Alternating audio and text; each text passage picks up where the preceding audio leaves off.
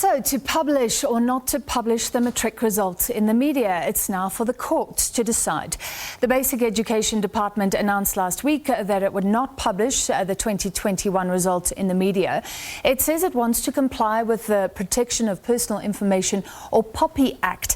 But AfriForum has launched an urgent application saying the act should not be used as an excuse to withhold certain information from the public.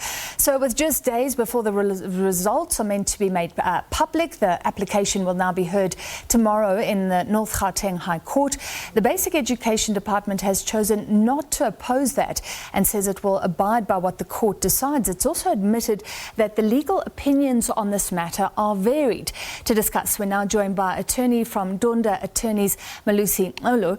Mr. Xulu, thank you for being with us. Do you think that publishing the names or ID numbers of students is prohibited under the POPI Act? Okay, good evening to you, Francis, and good evening to the viewers at home. In my view, I think we should look at the definition of what personal information is. And if you look at the Act, they talk about personal information and bank information relating to the education of a person.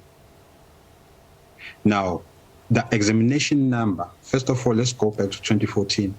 They used to publish names before 2014. Then it was examination number. For me, the examination number is a symbol that identifies a particular student, and that is a personal information. So by doing so, it is a personal information that must be protected. And that is the purpose of the POPI Act, which is to promote the personal protection of personal information of an individual. So if by definition, an examination number can be a personal information, then I think the Department of Education will be right. But I do feel that the Department of Education took time to respond to the POPI Act, because from 2013, the Act was there. But in 7 to 8 years, they should have had a policy in place, and this problem would not be in courts because there would have been a direction. Yeah, and the decision also comes not long before the publication was meant to happen. Do you think the court will also air the issue of the media houses, for example, that AfriForum says will lose lots of money because they were preparing to publish these results? And of course, there's a lot of interest, and it takes a lot of newspaper space, as it were. Will the timing of the decision be pertinent as well? Yes, I did see they have a problem with the fact that the freedom of press, the rights to freedom of press will be affected. But the protection of personal information is also about the rights of the data subjects. Now, to the viewers at home, the data subjects relates to the information, to the person to whom the personal information is related to.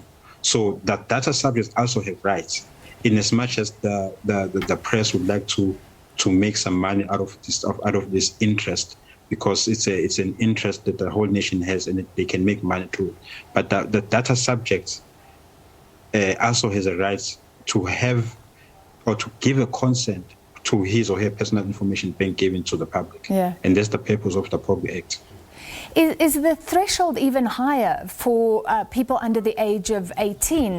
That's often where you need the consent anyway, the consent of the parents. So maybe public interest that may be argued, but you've got youngsters here as well. Does that make it all so much more complicated?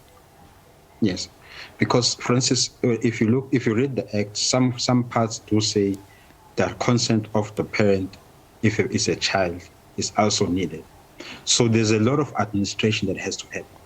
That is why I'm saying, if the Department of Education had a solution way before, they would have asked every matriculant and the parents of the under 18s or the minors to say, we want to take your information and give it to the public. Do you give us that information? That consent. And then maybe there would have been people who are going to appear on the newspaper because they would have given the consent. So the data subject still has to be consulted with regards to their consent. I think that's the main issue at hand. I think this is All well and good, because a lot of us don't know about the POPI Act, how it affects our lives. So maybe can we end off just a general discussion, because you have this right to privacy. The POPI Act protects that. But we know that sometimes it is in the public interest to publish information. For example, high-profile people who may be involved in crimes. We're allowed to, as journalists, talk about them. Just tell us where you think the right to privacy ends. It's not completely absolute. Okay. It's a very interesting act, the POPI Act. If you read it and you check in Section 6 and Section 7, it talks about the rights that can be a situation where your rights can be limited. For example, if they want to get information where there's terrorism or terrorist activities involved, they will use personal information maybe to get a person that they want to arrest or something to that effect. If you look at Section 7, they say for journalistic activities or for artistic activities, the personal information can be used without a consent. So the POPI Act doesn't necessarily say every information should not be publicized. There are instances where you cannot say, I have a right to not my information not being given out. So it's not absolute that your rights should be protected, but initially there are certain instances where the Act is specific that for that particular information you need to process it once you get a consent from the data subject. All right, well, it'll be very interesting to see what the court decides.